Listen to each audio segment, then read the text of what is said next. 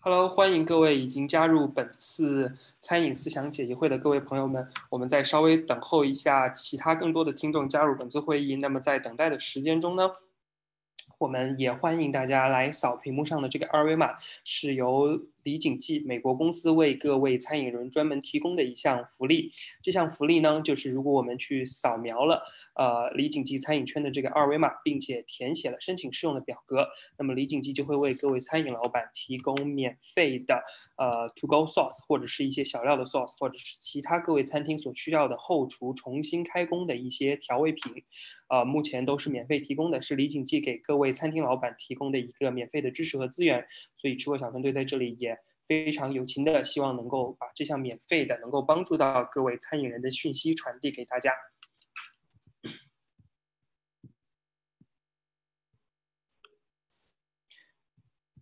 Okay, Ian, I think I will just start now. Okay. Great. Okay, so I will cue you later. Okay. Yep. Okay. Hello，欢迎各位已经加入本次餐饮思想解疑会的各位听众朋友们。现在时间已经来到了洛杉矶时间的3:06，中部时间的5:06和纽约时间的6:06。那么我们本次第8期的餐饮思想解疑会现在马上开始。第8期我们的主题是后疫情时代消费心态调查和重开餐饮经营策略。那么我们邀请到了我们之前第5期就曾经邀请过的北美 Top 餐饮数据平台 Datassential， 由他们的客户经理Ian O'Neill 来为我们去做一些分享。那 Ian 这边一直是在 Datassential 工作了非常多年，他们一直会帮助很多中大型的餐饮企业去提供关于菜单、关于消费者选择、关于用户心态的这种大型、中大型的社会调查问卷和社会调研，包括他们的一些菜单的秘密配方的选择和制定等等。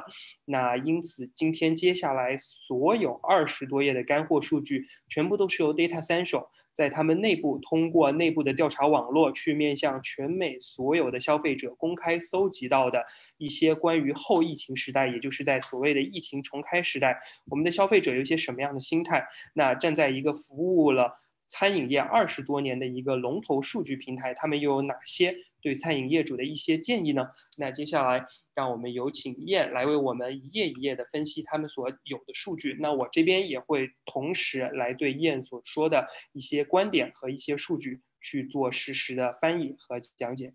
Okay, now let's welcome Ian to start our first slide. We know Datassential has gathered a lot of information from our consumers, from our restaurant business owners, and we believe in this post-pandemic era, there are lots of new insights that restaurant owners should learn about. And in today's webinar, we have about 20 or even around 23 slides that we can share with the restaurant owners to let more people know about what they should do and what consumers are thinking about right now. So Ian, please start. Thank you so much. Thanks for having me, Henry. And thank you, Vio, for helping coordinate. Really appreciate having me back. So anyway, we'll jump right in. So this information came at the end of May, right at the beginning of June. We launched some information regarding kind of like how do people feel about eating outside again, right?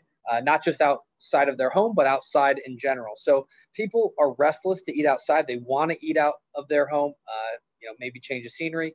And, outdoor is perceived as safer. Eating out on the patio, eating out, any sort of outdoor space is considered safer than it is eating inside of a smaller space. And interestingly enough, especially among younger generations, eating inside their car actually makes them feel like it's a little bit of a safety bubble. OK， 那在这一页，Ian首先给了一个背景的介绍，就是目前我们接下来看到的所有的 slide 都会基于从5月底到6月初 Datassential 所做的一些调查。那么这些调查是大概基于3000到4000人的一个样本。那么针对首先第一个 slide， 那整体上来说 Datassential 所收集到的消费者意愿是他们主观上很愿意出去吃饭。那么具体到他们有多准备好了重新回到餐厅吃饭这件事上来说，有47%的顾客他们愿意在有露台或者有户外座位的餐厅来用餐。那其实这个比例在 Datassential 来看已经是一个相当高的比例，尤其是在这个调查问卷是在5月底到6月初就已经进行发放的一个情况下，那同时另外一项很有意思的数据就是，我们看到下面有28%的总体用户从病毒开始之后在车里就餐，而这里面尤其是 younger generation， 也就是年轻一代的人来说，我们可以看到在5到25岁，甚至是在35岁以下的年纪范围之内，他们会愿意取了餐之后，在他们的车里面去进行用餐，因为对于他们来说，车里面是一个更安全的一个小的安全网，他们愿意在餐厅取了餐之后，然后在车里面去进行一个享用。对于年轻人来说，这是他们非常喜欢的一种方式。Okay, next slide. Gotcha. So if we talk about, different generations and how they are dining out at restaurants, and based on those different occasions, it's different between each generation. So younger consumers are more likely to order delivery, maybe because it's their ability to more inclination to order via mobile app or from any number of ways on the internet, where older generations are more likely to have gone inside of a store, shopped inside of an actual retail store, probably to get groceries or something like that. And then if we think about just restaurants and curbside, millennials are more likely to do pickup as well. So it does depend on who is shopping and what location. OK， 这一页其实主要讲到了针对不同的年龄层，他们在整个疫情期间，包括居家隔离以来，他们慢慢就培养出了自己一些不同的习惯。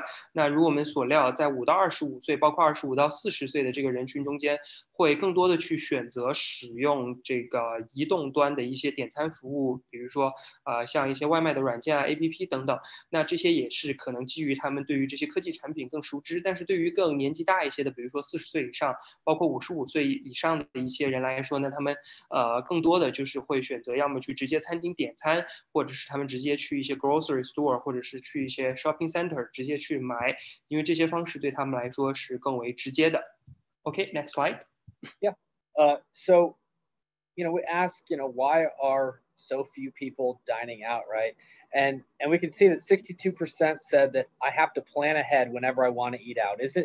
You can't just do it spur of the moment. It can't be a last minute decision.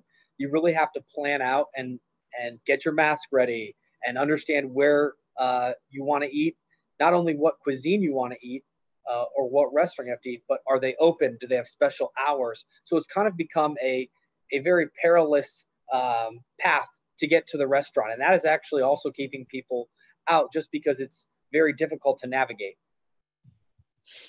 OK， 那这一页其实是 Datassential 还有吃货这边都非常想跟大家去强调的一页，也是我们自己觉得很有意义的一页数据分享。就是通过我们的调研发现，随着疫情目前的这个到来和大家对于疫情生活的习惯，我们发现就餐不再是一种所谓的 last minute decision， 也就是最后一刻的决定。因为在吃货包括 Datassential 过去服务消费者也好，服务餐厅业主的这么多年的经验来看，就餐本身是一个很快速的决定。可能我们肚子饿了，或者是我们就是想吃一口火锅，那这个时候我们就会出去用餐。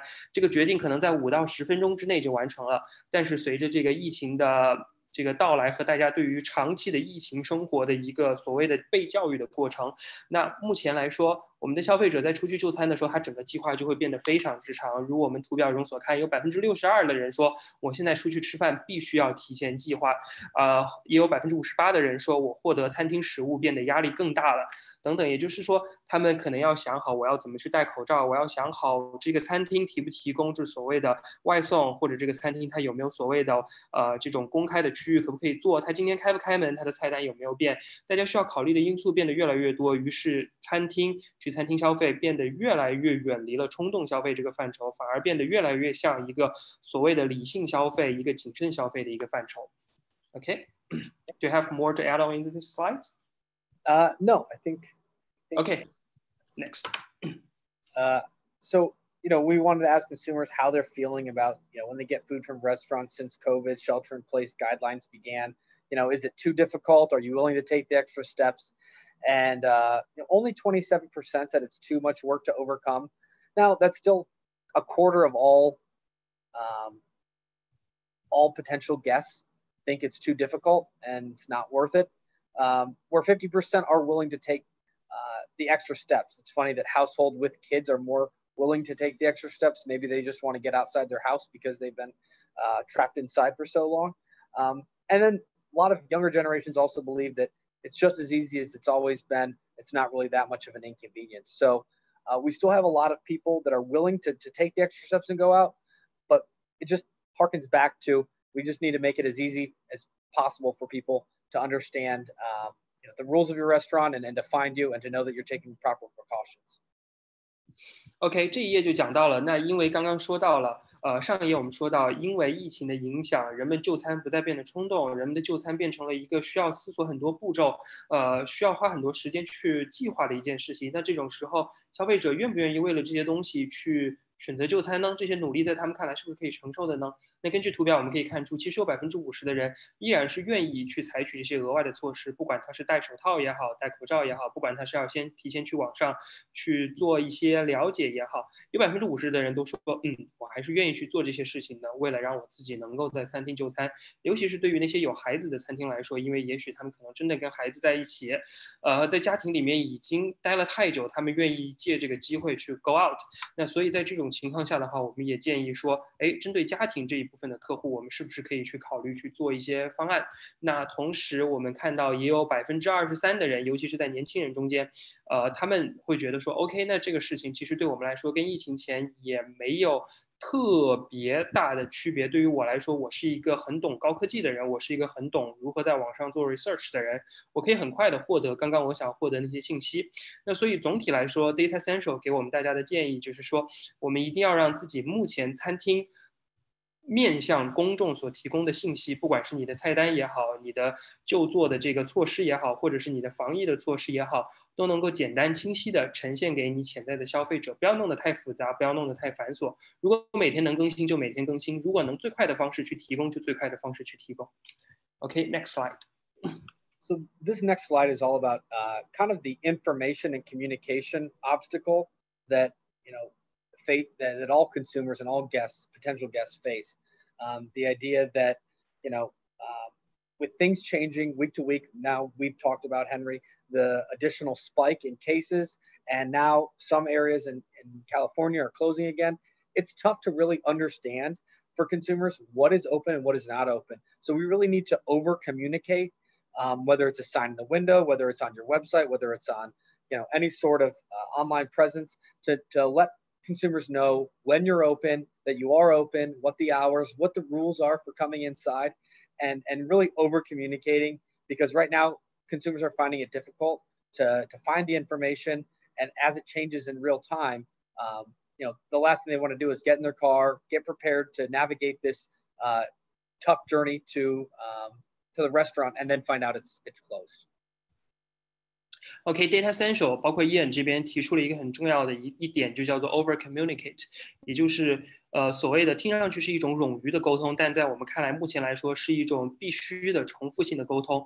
因为刚刚我跟Ian我们也聊到了，其实现在听众可能有一部分听众他是在加州地区或者在 LA 地区，那今天刚刚新的政策就是LA 地区的餐厅又一次被政府给重新关门了。那于是在这种情况下，信息的传达，也就是我们一方是餐厅的业主，一方是餐厅，而另外一方是我们的消费者，两方之间的一个信息的传达，其实在目前 Datassential 所做的研究中间是非常不足的，或者是说是消费者非常希望去进行弥补的。就像这个图表所说，有52%的人，即便是年轻人，他们都会表达说，我很难知道我所要去的那些餐馆已经采取了什么样的措施，或者这些餐馆到底开门了还是没开门，关门了还是没关门。那在现在这种政府的政策可能会一周一改，一个月一改的情况下，反反复复的信息不断的在更新，那用户其实更加不知道我到底怎么样能够获得餐厅最及时的一些沟通信息，我究竟能不能去这家餐厅吃到我想吃的东西。所以这就回到了我们一开始说的 over communicate， 也就是如果今天政府有新的法令，那我们就要马上的去通过各种我们可能的方式，我们自己的客服号也好，我们自己的官网，我们在门上马上去打印一张 A4 纸，贴上一个这种 sign 也好，等等各种方式去告诉消费者，我们目前在做的是什么样的措施，我们这一周有一些什么样的新的变化等等，去把自己的信息不断的去传递给消费者。不要觉得消费者已经知道了，其实消费者即便是5到25岁这种在我们看来用这种所谓的 APP 用这种新潮的媒体软件用的最溜的一部分人，他们依然觉得沟通对他们来说是一个障碍，沟通障碍在年轻一代中最为明显。Okay, next slide. Yeah. So this slide is kind of just some comments from the respondents that we surveyed. Many, basically the common theme, the main theme was, really it's still all about safety. And specifically as it relates to the staff was the concern of respondents was, I'm concerned that the staff isn't wearing the proper gear, things aren't properly sanitized, or if I'm out and about, could I possibly come into contact with or expose myself to someone that might be infected? So, and again, like much of this data, populations that are more susceptible to COVID are more concerned. So older generations and older consumers are more concerned about these risks. OK， 那这一页我们其实是 Datassential 截取了一些在受访者中间他们对于餐厅食物的一些担忧。那首先，很大一部分的担忧，我们从这个受访人群的结构上来说，他们是一些年纪偏大，就是中年及以上的人。那他们主要的关注点也集中在第一个，就是说，我担心工作人员本身的一个卫生问题，比如说他们有没有相关的这些防护的一整套设备啊，去保护他们自己，让我的食物变得更安全，包括在运输的过程中间，餐厅或者是外卖方有没有去仔细的对我的食物去做一些措施，也就是他们主要还是针对在整个餐饮的供应这一边，也就是今天最主要的我们的听众朋友们所代表的这一方，在供应这一边，我们究竟能不能给消费者提供到让他们足够满意的一些安全措施？那接下来具体是一些什么措施呢？我们也会在后面的 slide 由 Datassential 提供到的一些数据来给大家详细的做说明，分别是一些什么样的措施。Okay, next slide. So this slide really, we wanted to ask, what are consumers empathetic? Do they understand that there's some specific challenges related to COVID that restaurants have to face? And generally consumers are a bit more understanding. They realize there's uncontrollable situations and circumstances. One piece of data to point out on this slide is that the second highest concern here is or challenge is having to research which restaurants are open during coronavirus. So that again speaks to the fact that we need to make sure that people know that we're open, if we are open, and what are the hours and precautions that they need to take. The other thing is, you'll always have customers that, there's always one person that you'll never make happy no matter what. But for the most part, consumers are willing and open to understand if things take a little longer because you're taking extra precautions. OK， 这一页我们划分两边说。那首先在乐观的一面，或者是说在这个数据的反面，是我们的标题所言的，就是食客其实整体上对餐饮经营者是有一个同情的。我们看到，即便在这个问题是哪些方面是订购餐厅食物最不方便的这个问题上来说，最大的一个比例也不过是22%，他们觉得菜单会受限或者菜单被删减。那相对应来说，也就是有超过60%到70%的人其实并不会特别严重的觉得目前餐厅的经营给他们带来了食物上特别大的不便。他们对于我们今天听众的大部分所代表的餐厅经营者来说，他们是有比较大的共感和比较大的同情的。那说到另一面来说，那如果真的他们觉得不舒服，觉得不方便的地方又有哪些呢？在这一页其实都很仔细的列出了。而Ian这边主要还是想强调的，就是刚刚回到的那个问题，就是 over communicate， 就是你现在的菜单到底长什么样？你今天到底营不营业？你营业的时间到底怎么样？你目前可以提供的是什么样的服务？是外送还是自取？是进店还是不进店？等等。那这一些信息还是大家觉得我要去餐厅消费可能最不方便的一些因素。Okay, next slide. Yeah, and this slide specifically is about the pickup and carryout experience, not dining in the restaurant. And we ask consumers, what don't they mind? What is inconvenient for picking up restaurant food when you're ordering it?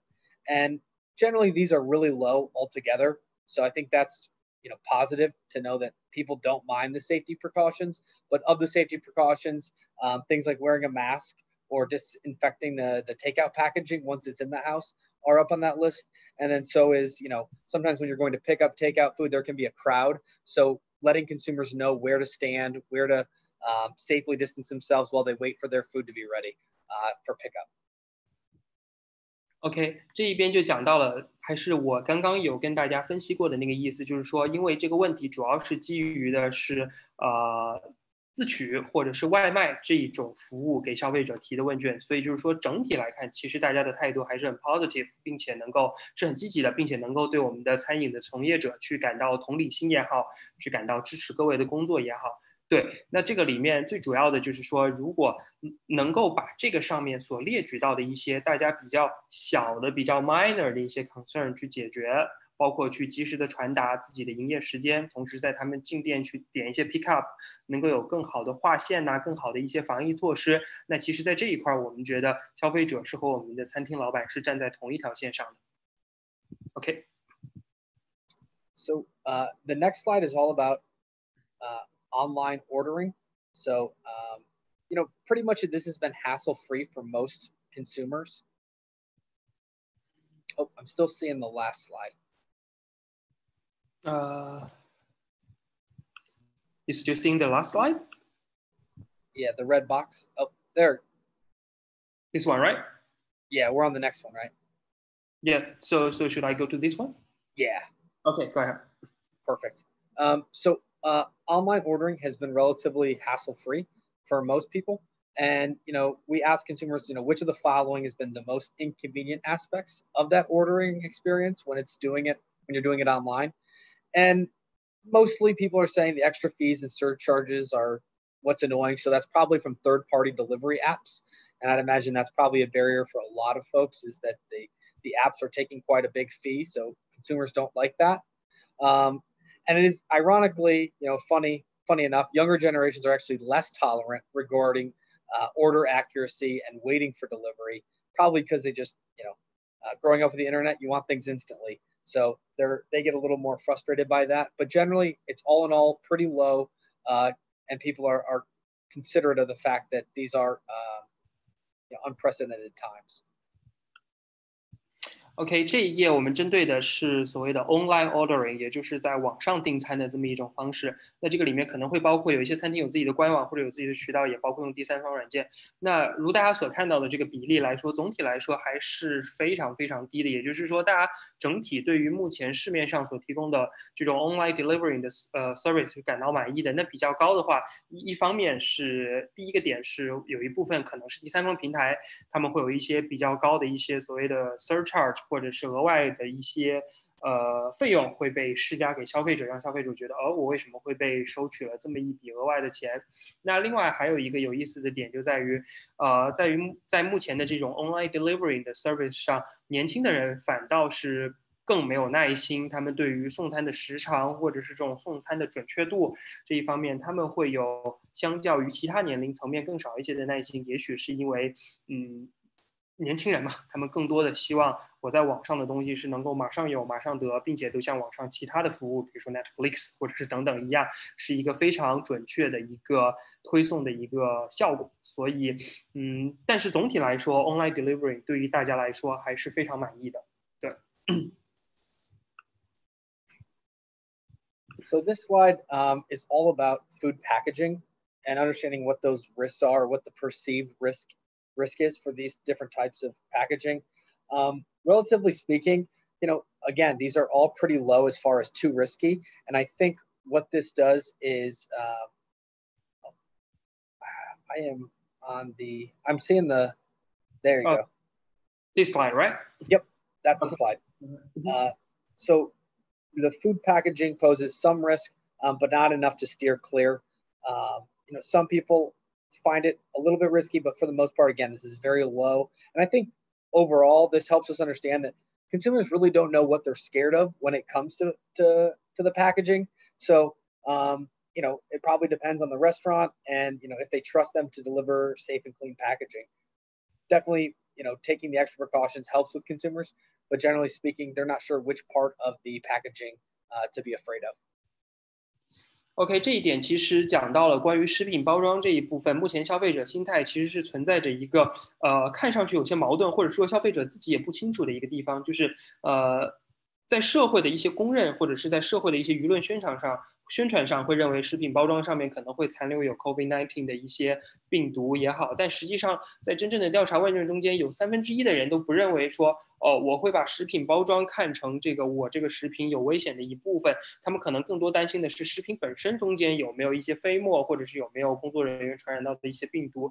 也就是说，并且我们通过数据看来，所有的这些食品包装项目，消费者都没有一个很高的比例去认为这些东西，他们都是很有风险的。比如说你提供的塑料吸管，或者是你提供的一些包装袋上面可能会有一些残留的东西。那所以其实消费者并不是特别清楚自己对于食品包装究竟有一些什么恐惧。消费者没有在这个地方向我们各位餐饮者去传达一个很清楚的信息，说我就是怕你这个东西，或者是我就是不怕你这个东西，我觉得这个事情一定没有风险。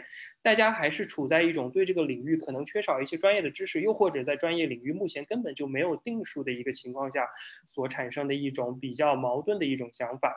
对，所以目前来说，我们在后面几页也会分享到，其实目前对于一些所谓的塑料制品或者是一次性的包装用品的提供上面，我们会建议餐厅业主可以先选择问消费者是否需要，也就是我们 case by case。如果消费者觉得对您这个餐厅很放心 ，OK， 我需要一次性的，那您就提供。如果我们问到了消费者说，我不用，我愿意用自己的筷，我愿意用自己的碗，那这个时候其实我们可以不需要主动的去提供一些一次性的食品包装或者是食品的添加物，这个在后面几页的 slide 中间我们也会给大家分享到。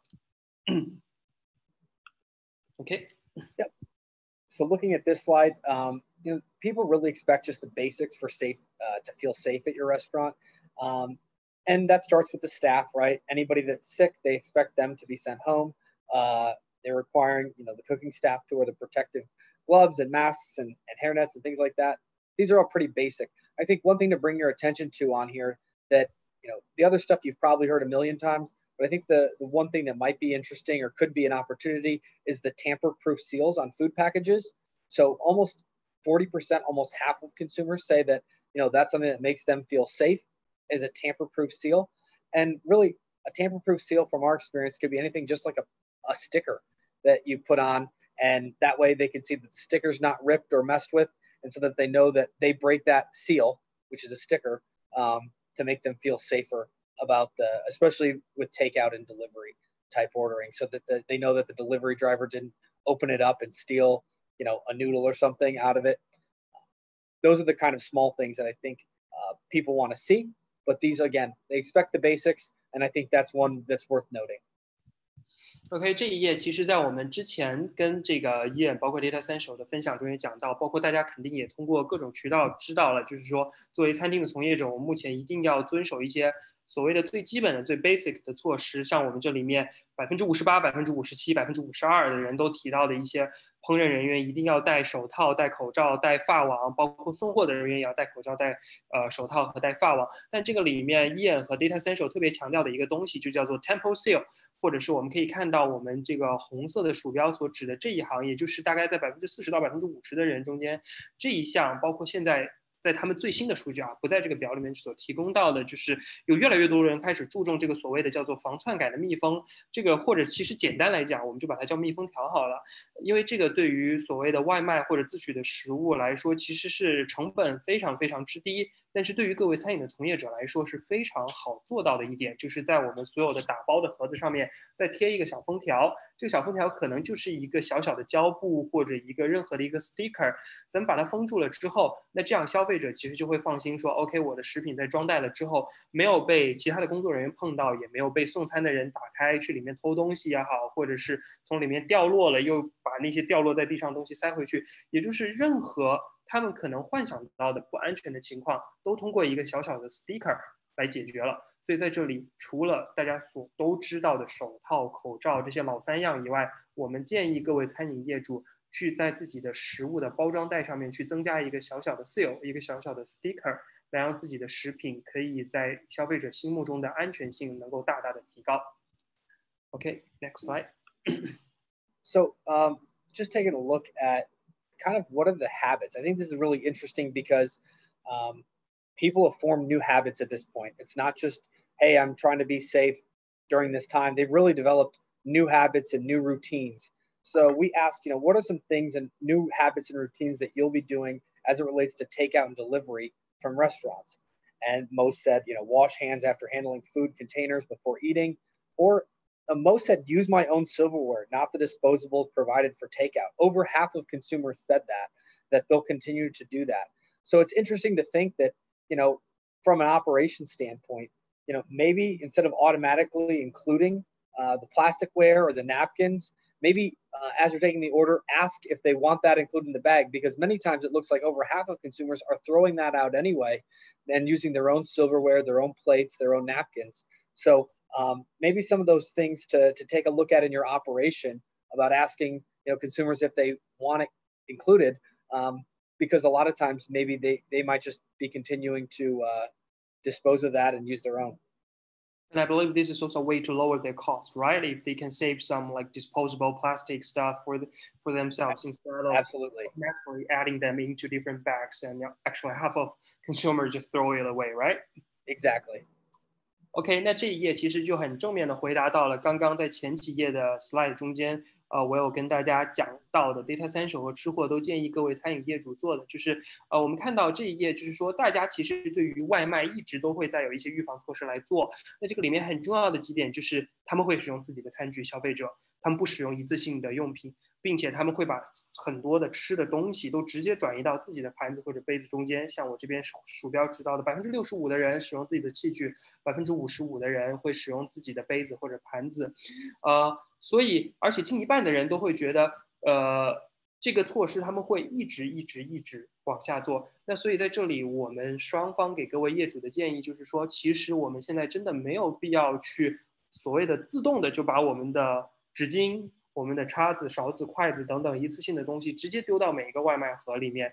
其实有一些你不丢真的是没有关系的，这样其实也是很好的能够节省到大家的一些在这些方面的这种 disposable 这种可降解的或者是一次性东西的上面的一些花费。因为研究调查已经显示了，有一半以上的人拿到了这些都是不会用的，他们都是会直接丢掉的。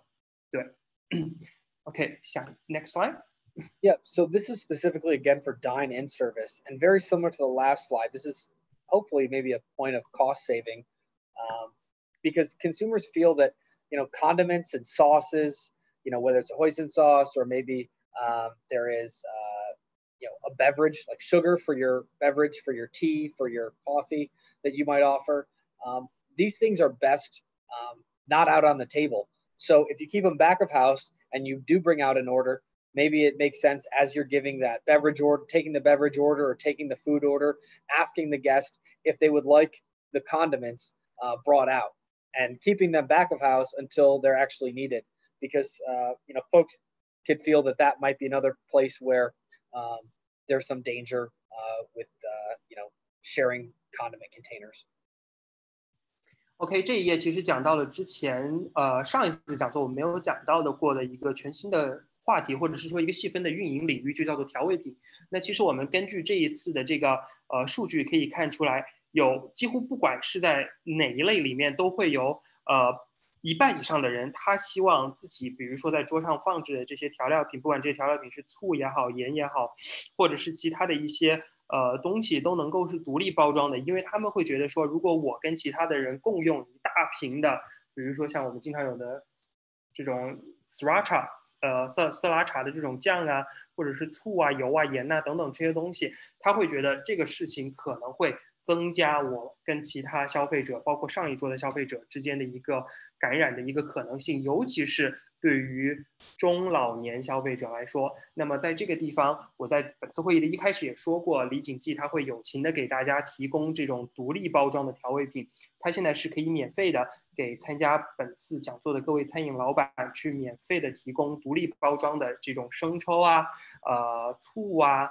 包括一些其他的辣酱啊等等。那如果我们的餐厅拿到了这些独立包装的这些小东西之后，就可以代替本身的大罐的这些东西，直接放在我们的这个餐桌上，让消费者自己想拆开一小包就拆开一小包。那我们觉得这也是可以做的一个更小的安全措施。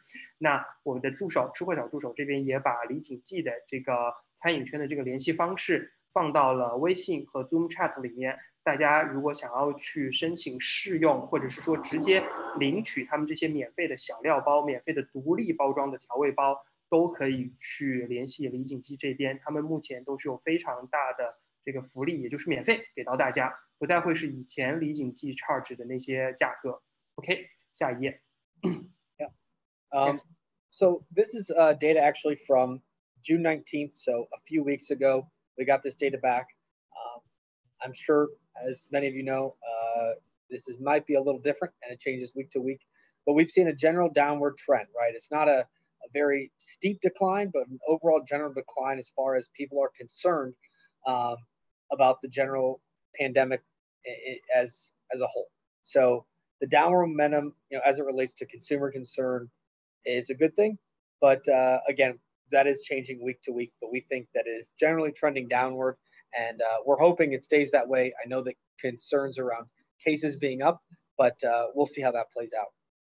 OK， 这一页是 Datassential 这边调查分析一个总体的一个担忧，就是对于新冠病毒目前来说，整体上，尤其是截止到6月份的数据，大家的担心已经回到了基本回到了接近病毒刚开始的一个早期的一个状态。最早期3月初的时候，也就整个病毒开始在美国比较盛行的时候，那个时候是大概40%出头。那目前已经逐步回落到了45左右的样子。但是就像我之前跟伊恩跟 Datassential 一直有在讨论的，就是现在我们感觉可能第二波又有来，包括像加州、像 LA 目前又有了重新关闭的一个状态，所以确实目前疫情的整个状况是每一周都会不一样。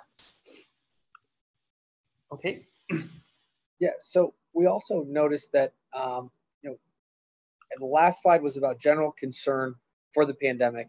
This is specifically about eating outside of the house, eating at a restaurant, and this is not moving as fast as the overall concern for the pandemic. So it's actually people are a little more concerned about eating out of their house as opposed to the general pandemic overall. So definitely people are still cautious and nervous about eating out, but 22% have no concern whatsoever. And actually, again, among Gen Z, those younger generations, they're the least concerned about their health and wellness as it comes to eating outside the house. OK， 这一页也跟刚刚那一页呈现出了相似的一个比例，也就是说，截止到6月份的数据，目前避免外出就餐的这个比例已经在开始慢慢的下降，这是随着人们对于整个疫情的这个 concern，逐渐的降低防备，这个趋势是保持一致的。但是我们也看到了，这个比例依然保持在了47%，他们会绝对避免外出吃饭 ，definitely avoiding eating out。那这个比例目前来说的话，也还是在一个高位的徘徊，所以我们依然要保持一个非常谨慎的态度，尤其是联系到最近可能会有第二波疫情的到来。Okay, next slide. Yeah, so the next slide is all about between the health concern versus the economic concern and that balancing act. So we actually are seeing that 54% are more concerned. 54% are concerned about it being a health crisis, and 46% are concerned about the economic crisis.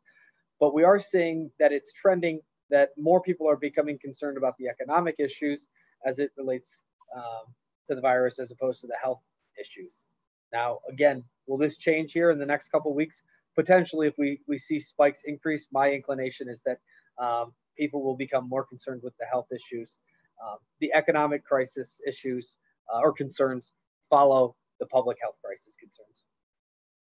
OK， 从这个数据其实就是把经济危机人们的担忧和对于健康危机的担忧去做了一个比较。那么健康危机的担忧从3月份到现在一直是占据主要地位的。那经济危机的这个 concern 虽然是占据次要地位，但是一直在上升，也就是已经从4月份的大概30%多40%的样子，一直到现在接近了50%。但是这个50-50的比例有没有可能因为接下来第二波疫情的到来而产生改变呢？我们觉得是有这个可能的，尤其是现在又有更多的餐厅，又有更多的政府要求更多的餐厅重新去关上他们的大门，也就是公共健康危机仍然在我们的预期中，仍然将会是未来民众最主要的一个担忧。Okay, next slide. I don't know how Henry got this picture of me, but that's me on this call right now. And as the U.S. continues to reopen, more people are returning to work and school outside of the home. Whether that's whether because they're laid off or because they're not working at all. We do see a large percentage of people not working, but for the most part, many Americans, 25%, their situation is roughly remain unchanged. So probably some of that has to do with some of the stimulus that's been doled out, and some people are using that as opposed to getting back into the workforce. Also, part of it is the public health concerns related to going back to work. But these different patterns affect eating behaviors as well, because if you're at the office, you're going to be eating lunch in areas where your office is, or if you're laid off, maybe you're eating closer to home. So these affect people's eating behaviors. OK， 这一个部分的话，我们主要还是去看到美国目前整体的一个工作和就业的一个状况。那目前我们还是有30%的人是属于一个整体不工作的状态。那不管他们是被辞退了还是怎么样，那还有30%是像我和Ian这种，就是下面穿着一个短裤，然后上面必须得穿着正装，然后可能还要跟 client 去打电话的这种状态。那还有25%现在开始走回了自己工作的地方。那目前来说，随着美国的进一步开工，就是整体上来讲的开工，有越来越多的人是在开始回到了自己正常的工作岗位。但是正如我们之前几个 slide 所说的，第二波来了，究竟还会不会让更多的人回到自己本来的工作岗位？对此我们也依然是非常怀疑和谨慎的态度的。所以依然还是会有很多人去把他们的工作和他们的吃饭联系在一起，也就是更多的靠近自己的家庭，靠近自己所住的地方来进行自己的餐饮消费，而不是靠近所谓的工作区域来进行餐饮消费。那这对于一些服务于居民区的餐厅和对于服务于工作区的餐厅来说，这是还是会有很大的不一样的。对于目前服务于工作区域那些位置的餐厅来说，我们也不认为将会有一大批的，尤其是在未来1到2个月之内，会有一大批劳动力重新回到您所在的这个区域去进行就餐。Okay, next slide. So this slide really is just a thought on the idea that consumers have formed these new habits, and masks, using hand sanitizer, these have become routine, part of their everyday life. But that doesn't mean that people enjoy it. People are still kind of waiting for when they can take off the mask and go enjoy a restaurant as they normally would. So maybe this is also an opportunity for us to rethink how we operate, and also maybe new ways to get people engaged with our restaurant, or new ways to attract them that makes them maybe forget that they're stuck kind of under these very serious precautions. OK， 那在这一点上面，其实我们就讲到了之前我们聊的很多都是关于顾客究竟愿不愿意去做一些额外的工作，去回到餐厅就餐。那我们说了，他们愿意去戴口罩，愿意去做调查，愿意去先计划很久，然后才进去一家餐厅去开始就餐。但是这是他们的接受程度，而他们的接受程度并不等同于他们的就餐的开心程度。那接下来几页的 slide 我们就会讲到，究竟餐厅对于顾客而言，除了提供必须的安全措施，让他们能够接受回到餐厅就餐这件事情以外，餐厅究竟还可以做一些什么，去让他们觉得回到餐厅就餐本身是一件值得让他们可能情绪上或者是氛围上更加开心的一件事情。毕竟我们希望餐厅能够给予到顾客的不仅仅是一个基本的安全防御措施，也许我们餐厅更应该接下来去关注的是如何能够给到消费者更多的一种情绪上的积极方向的一些调动。Okay, next slide.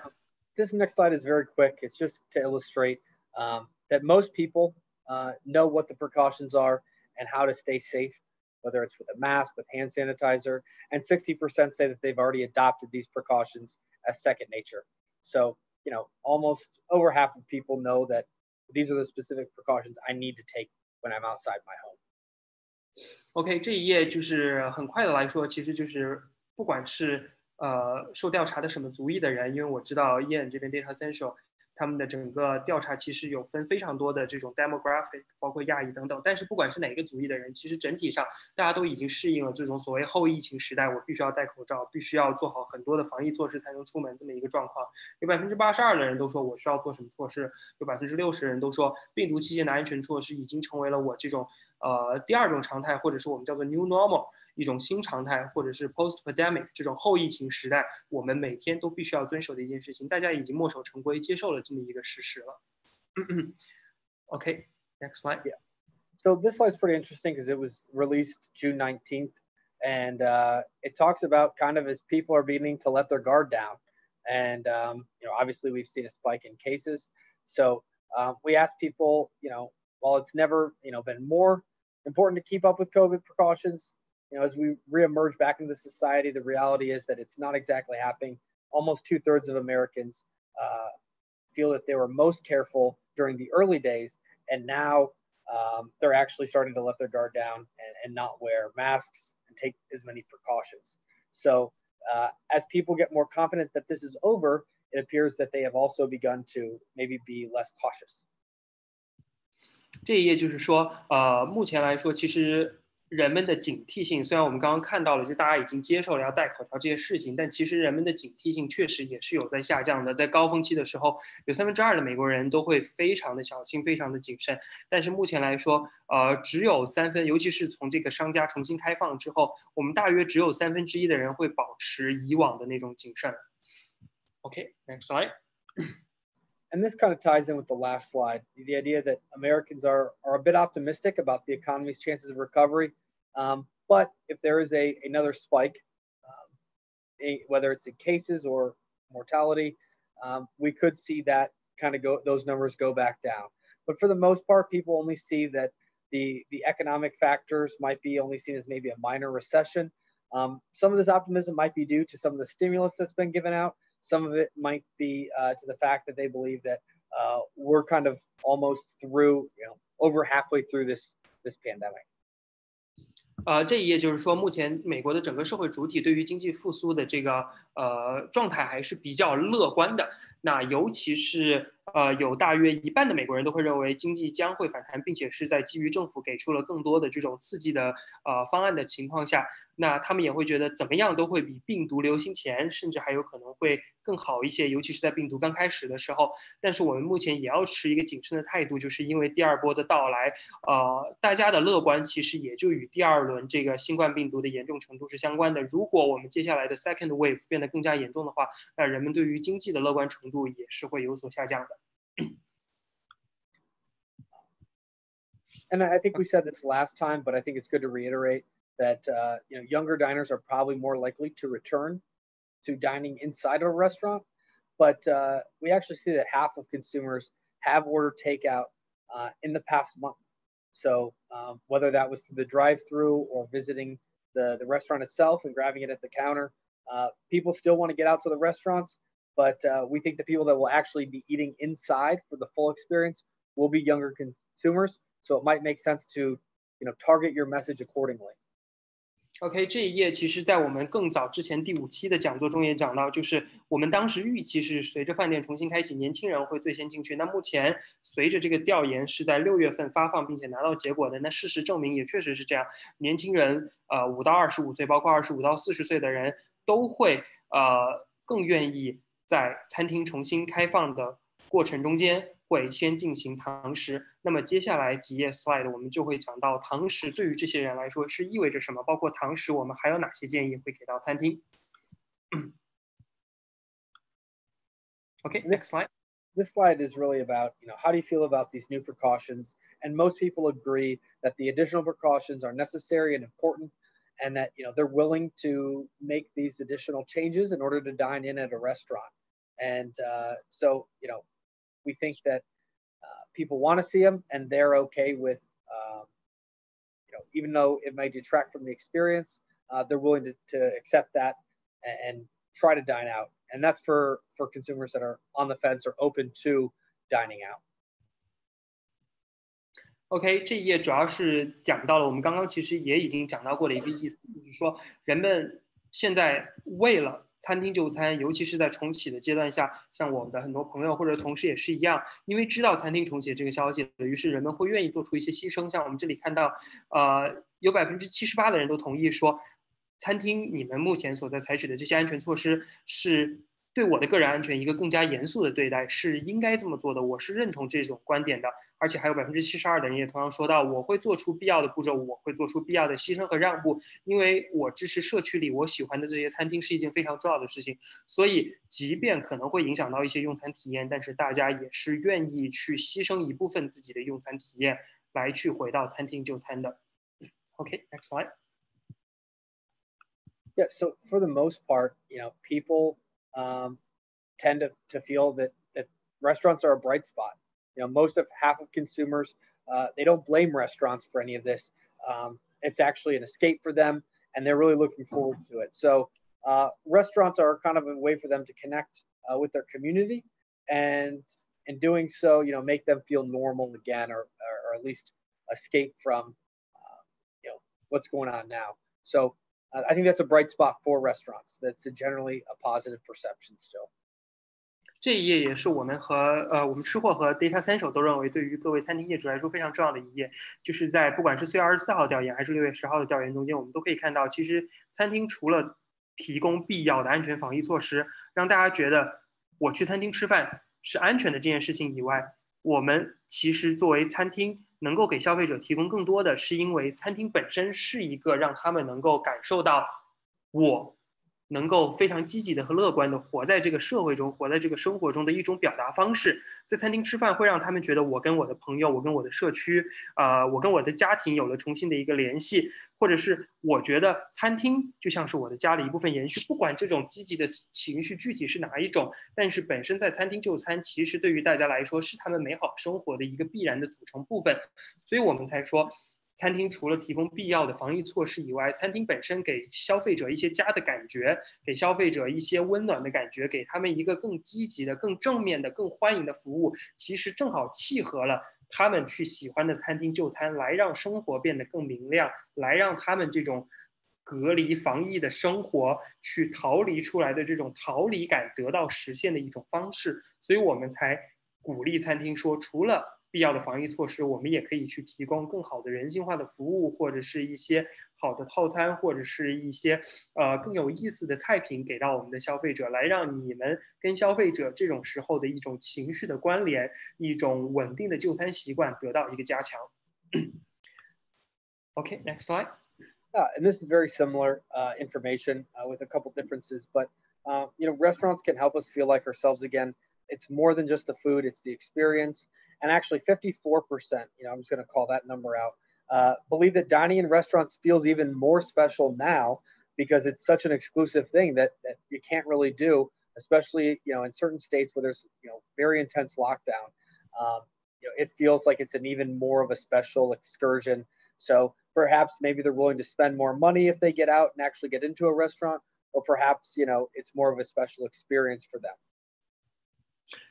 这一页其实跟刚刚那一页非常像。那我们注意到，其实这里就是说了，餐厅其实是给大家一个逃离隔离生活、逃离这种长期在家的这种防疫生活的一个避风港、一个逃出的一个渠道，是他们分享快乐时光的一个平台、一个方式。那所以这个地方，像62%的人都说，餐厅的食物就是一种享受，是一种摆脱病毒的方式。有56%的人说，在餐厅用餐让我感到正常。那其实用英文来说，这个表达好像更形象一些，就是 I feel normal, I feel myself。他能够感觉到我自己重新做回了我自己平常的样子，尤其是在年轻人中间，25到40岁，包括5到25岁的这些人来说，他们愿意用餐厅的方式来重新找回生活，找回自己。Okay. Yeah, and finally, just for the last kind of just to wrap up what's going on, if I had, not all this stuff is going to be applicable to you, but I think specifically if we think about some key things to remember, it's going to be, over communicate. With things changing all the time, every day, consumers are confused. We have to let them know if we're open, what our hours are, and what the rules are for coming in and dining at our restaurant. And then making it easy. Dining out is a challenge because they have to have masks and everything like that. what are ways that we can make it easier and calm the fears for consumers, letting them know that your staff is safe and that your restaurant is clean. And then finally, or not finally, excuse me, as we get to the end, rethinking the process. So what are ways that we can save money, maybe because people are more interested in using their own napkins or using their own silverware as opposed to the restaurants? Maybe ask first before we start automatically giving these things away, as we know that many consumers are just throwing them away anyway. And then finally, make use of your outdoor space if you can. I missed it on the last slide, but around 50% of people said that makes them feel almost like it's dining in at a restaurant, even if it's only at an outdoor patio. And at the beginning of the slides, we talked about how they did feel that outdoor space was safer than indoor space at the moment. So use that outdoor space if you can. OK， 最后是我们今天本次分享，希望大家各位餐饮业主们能够获得的几点知识，并且可能的话能够利用到咱们自己日常的餐厅运营中间。首先第一点就是在最早的 slide 一直讲的 over communicate， 不断的沟通，不断的沟通，不断的沟通。不要认为我的消费者可能在我发了1次帖、2次帖之后就会知道我的营业时间，也不要认为说我已经通过 A、B、C 方式告诉大家了，那我觉得可能大家已经知道了。永远不要有假设，因为一定会有消费者不知道你现在的境况，并且随着这个社会的不断的变化，随着政府的命令不断的下达，一定要不断的与自己的客人通过任何可能的方式去告诉大家你的餐厅现在怎么样了，你的餐厅有什么信息需要去 update。第二点就是我们讲到了消费者是能够付出额外的劳动、额外的步骤来去消费的，但是同时这种接受程度不等于他们的快乐程度，这种接受程度本身是他们愿意消费的一个很低的一个尺度而已。所以如果我们能够消除他们的就餐恐惧，那是最好的。那这个时候我们建议去通过你所提供的这些个人防护啊，你所提供的比如说店里面的口罩啊，店里面的一些手套啊等等这些东西，来让他们觉得我去这家餐厅消费是可以比我预想的这个很长的准备时间还是要稍微轻松一些的。那么第三个，我们觉得这3点是日常运营中间可以去考虑到的。第一，就是在可降解或者是说一次性的餐具上面，我们先问他是否需要，而不是自动提供，因为这可以大大的节省你们在这个方面的采购成本。第二个，就是在提供所谓的酱汁和调味品上面，我们建议同样是单独提供，并且有可能的话去提供独立包装。像我刚刚所讲到的李几静他现在是免费的义务的，想要帮大家去提供帮助，能够提供免费的这种独立包装的小酱料给到各位，那各位可以去找李锦去直接去要。那最后这样的话就可以能够让大家觉得更安全一些。第3个小 tips 是我们在食品的封条上面去提供一个像 sticker 一样小小的贴纸，这一个小的措施就能够让大家觉得自己的食品是非常安全的。那最后一点就是在目前已经开放了堂食的这些地区，我们建议一定要把堂食的空间给利用起来。Ian也已经分享到了，有超过50%的人都愿意去使用室外的空间来进行堂食，并且这些人都会觉得，我利用室外空间的堂食和我在室内空间，其实在它的体验上面并没有什么区别，并不会打折扣。对，所以请大家一定也把自己可能用到的室外空间都利用起来。Okay, so basically that's everything for today's presentation, for today's sharing, and now is the Q&A session. So please allow my assistant, Chihuahua's assistant, to list all questions out in Zoom chat, and we can go through them one by one. And here we also have contact info for Ian and for Datassential. So if any of you have any more questions about this data, or if you want to do some business collaboration with Ian or Datassential, please feel free to reach out to them. 那今天本次主要的分享部分就到这里结束了。那最后是我们的 Q&A 环节，如果大家有任何问题，现在赶快打出来，由我们的小助手来统一的整理到我们的 Zoom chat 里面。同时屏幕上给出了 Ian 还有 Datassential 的联系方式，如果大家想要跟 Ian 或者 Datassential 来做一些商务上的合作，或者只是想了解一些基本的数据都没有问题。Datassential 现在会提供免费的这些数据报告，都在上面的这个网址上，他们是每周更新免费的数据报告，直接可以下载。欢迎各位前去了解和阅读。Now, let's see if we have the question list ready. So we can go through them one by one.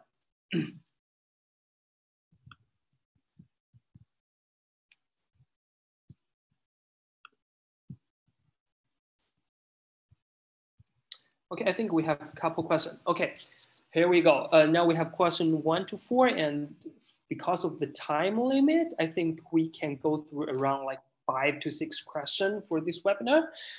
Okay, so let's start. The first one, what I'll are try the to be fast.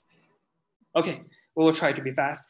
Okay, so the first question is, what are the barriers for restaurants to get online order system started in response to the need for remote ordering? Gotcha. I think the barriers are pretty low. The barriers are probably for restaurants, the fees that the third-party deliveries take, and as far as just ordering via phone, I think the barriers to not taking more is just having the ability to pick up the phone and write it down as fast as you can. Internet gives you more options, but those third-party deliveries will take their fees. OK， 第一个问题问到的是关于就是对于餐厅来说，如果去走这种线上点餐系统，主要的这个障碍是什么？那其实燕这边作为长期的餐饮业的从业者，他说到了这个 third party fees， 也就是第三方平台，这些外卖平台会提供的费用是最主要的一个障碍。那所以他在这边考虑，要么你自己店里面去设置这种电话，你安排一个人去接电话，这是最快的；要么你去网上面，比如说去做一个小网站啊，类似于这种，就通过自己的体系去把这个 online delivery online ordering 系统给搞定。OK， 第二个问题and just the second question is very similar to the first one, and so I'll just add something really quick. That the problem with having your own ordering system via your website is that you have to make sure that you're driving the traffic to your website. Where if you're on a third-party app, you're already everyone is on those apps scrolling through them, so they might see your restaurant on the app. And so that is a benefit of being on there versus you have to have be able to have good SEO and good search engine optimization in order to pop up high on the list for your restaurant to drive the traffic. OK， 第二个问题其实问到的和第一个问题类似，就是说，那如果我不想要第三方的支付平台，我想要自己建一个这种点单体系的话，那它的困难是什么？那这个里面其实主要我们用第三方，其实餐饮的这个同僚们都知道，主要就是因为他们有流量嘛，他们可以把你们的东西放上去之后，就可以只要打开 APP 的人就可以看到，哦，这家餐厅已经入驻了这个平台，我可以从它下单。那如果自己来建的话，好处就是没有这些第三方高额的一些收费，但是更主要的问题就在于，当我们自建的平台搭好之后，我们需要把我们所有的流量都导到自己的平台，不管是自己的网站也好，还是客服也好，可能在很多的渠道上面都需要不断的去把自己的流量导到那个地方，才可能让自己本身的这个订单系统去产生交易，去产生流量，去产生最后的 profit。OK， third question, is there any data that shows the percentage of restaurants that have their own website with online order capability?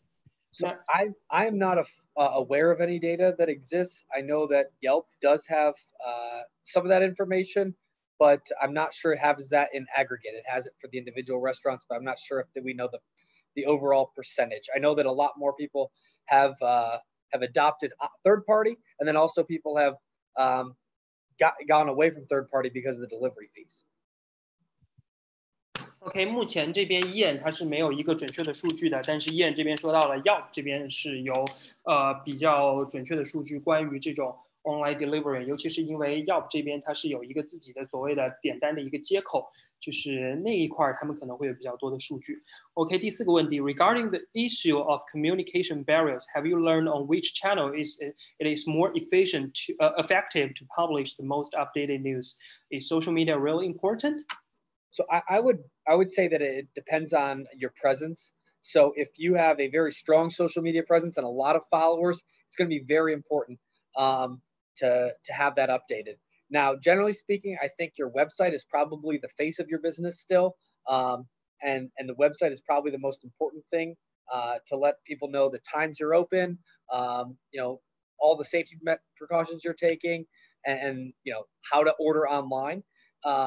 And then also, if you're being hosted on a third-party app, it's important that information is up to date as well. Social media depends if you have a presence there. Younger generations, it's going to matter more, and we know that younger generations are more likely to order in and dine in and order online. So not a bad thing to have, but I would say it depends. OK， 燕这边主要强调了，就是说，如果这边想要了解到刚刚所谓的 over communicate， 就怎么样给消费者去传达自己店面最新的信息，那他说这个里面社交媒体主要取决于您的餐厅本身是否已经有了一个社交媒体的存在，是不是已经有了很多的 follower。因为如果没有很多的 follower 的话，一开始重新建可能会是比较的辛苦。那当然也可以通过一些其他的 social media， 比如说像一些美食博主啊，或者是美食博客啊，去传播自己的消息。那还有的话就是说，网站其实是非常重要的。网站是一个餐厅的门面。如果您这边的话本身有一个公司的网站，那他会觉得网站也是一个很好的可以保持信息更新的一个地方。Okay, the next question, is there any data survey showing that after everyone starts to take out food, what percentage of merchants can reach the previous income level through takeout? That everyone starts to take out food. There's not data that I'm not aware that we've launched any survey data around this specifically. What percentage of merchants can reach the previous income level through takeout? I'm really not sure what those percentages would be or look like. I would be guessing. So I'm sorry, you stumped me on that one. OK， 这一边的话，就是第5个问题的话，目前Datassential 这边是没有关于很明确的说是一个，就是说有多少 merchant 可以回到他们之前的一个收入水平，尤其是考虑在目前整个市场也才刚刚开放的这么一个情况下 ，data 数据的搜集时间还不够长，所以暂时没有这一方面的 data。OK， 然后the 6th question, the governor of California announced that all restaurants closed for dining. Do you think consumers are going to be more concerned about dining out in general, even for takeout and delivery businesses? I think they see them as separate things. And the less you can actually dine in, the more you're going to want to do delivery or takeout. As long as they feel safe during that delivery and takeout process, I don't think people will. I don't see the dine in trickling into takeout and delivery. I think people will still see that. We know that people are scared of enclosed spaces. People are scared of not having masks, and those are really mitigated by delivery and takeout. So I think we're safe there. OK， 第6个问题是问到了说，这个加州这边好像是要把 dine-in 重新关掉，那会不会是说有影响到，比如说像 takeout 或者是 delivery？ 那燕这边觉得这是2件事情。那么 dine-in 它主要涉及到的，比如说是密闭的空间，涉及到的是一些安全防疫措施。但是 takeout 和 delivery 是在过去的2-3个月中间一直都有的一些 business。那所以在这一块，他觉得还是在一个比较安全，或者是说就目前来看是比较有信心的一个部分，并不会因为说 dine-in 被重新关掉了，那进而又会影响到 takeout 或者是 delivery 的这个 business。Okay, 7th question. What operation suggestion do you have for restaurant if we don't exactly know when the dine-in closing will be finished, especially for new restaurants which have the technologies and marketing problems? I have to say this question is a little bit vague, but maybe you can drill down. Yeah, it is a little bit, but I think maybe some help here would be, I don't know if consider it a ghost kitchen or making it so it's only online or delivery. I know some restaurants have kind of changed identities and just lived only that you can order through third-party apps, and there's no dine-in presence at all, and it allows you to maybe operate in a different way outside of the dine-in only process. OK， 燕这边的建议。燕这边的建议就是直接绕过dine-in的这整个服务流程，我们把餐厅直接变成一个外卖 only 的一个平台 ，delivery only， 并且是可能通过 third party 这边直接来实现这么一件事情，并且可能的话，那吃货这边的建议也是能够把人力和一些不必要的一些物资支出，包括我们刚刚讲到的一次性的一些东西啊，去把它节省成本的来使用。对，尤其是对于新餐厅来说。Okay, the next question. Do you think the outdoor patio dining become the magic key to get back on track? So I don't know if it's a magic key, but I do think that it's really good marketing because people see that you're open, people walking by see that people are having fun and dining out, and they know that, hey, this restaurant's open, maybe I can go there, maybe I can order from there, and it helps communicate for you that you're open for business.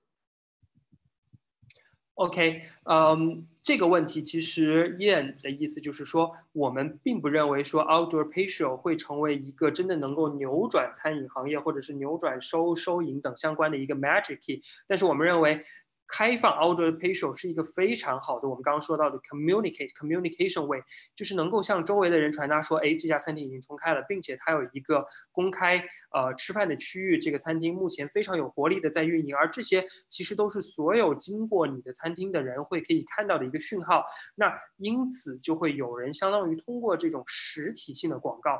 你本身的 outdoor patio 其实就是你本身的一个广告方式，通过这个方式去被吸引到你作为第一批开店的这个经营者去到你的餐厅来进行消费。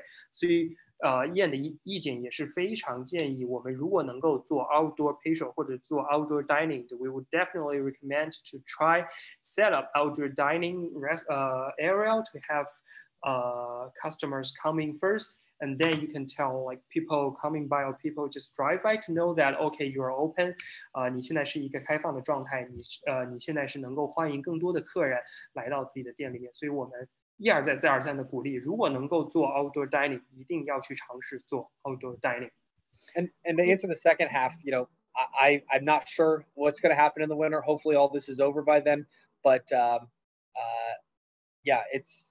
yeah, it'll be different in the wintertime. I think it'll be, if this still goes on, takeout and deliver are kind of going to be the only option, especially in northern cities in the United States. OK， 燕说到了，确实这个目前他也无法说这一定会是一个 future dining style， 就是未来的一个就餐趋势，因为确实就像这位提问者所说的，对于北美的很多城市，尤其是靠北的城市来说，在冬天就没有办法去做任何 outdoor dining 了。那这种时候，可能 delivery 又回到了唯一的餐厅们可以选择的方式了。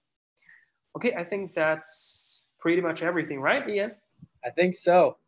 Yeah, all right. 那最后我们再次非常的感谢Ian，感谢 Datassential 今天再次来参加我们到今天第8期的一个思想会分享中来。那我们的屏幕上面是Ian和 Datassential 的联系方式，也欢迎各位去联系Ian或者是 Datassential. Please feel free to contact Ian or Datassential regarding any data you want to acquire or any business service that you want to obtain.From Datassential, they have been in this industry for more than 2 decades, and they have tons of data that I believe could be beneficial to restaurant owners. So that's pretty much everything for today. And finally, like I said, please feel free to reach out to Likem Key because they have free independent packaging sauce for all restaurant owners.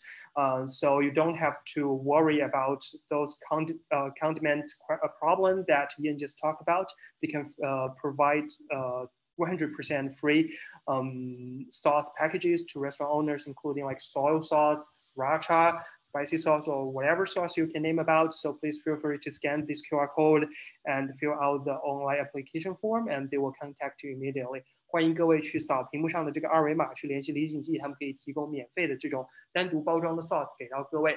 Okay, so thank you so much, Ian. Thank you so much for sharing this important yet very refreshing insights for us followers and also for us. To be honest, we indeed learn a lot from our collaboration with you. Thank you so much. Thank you, Henry. Thank you for having us, and thanks everybody for attending. Have a wonderful weekend.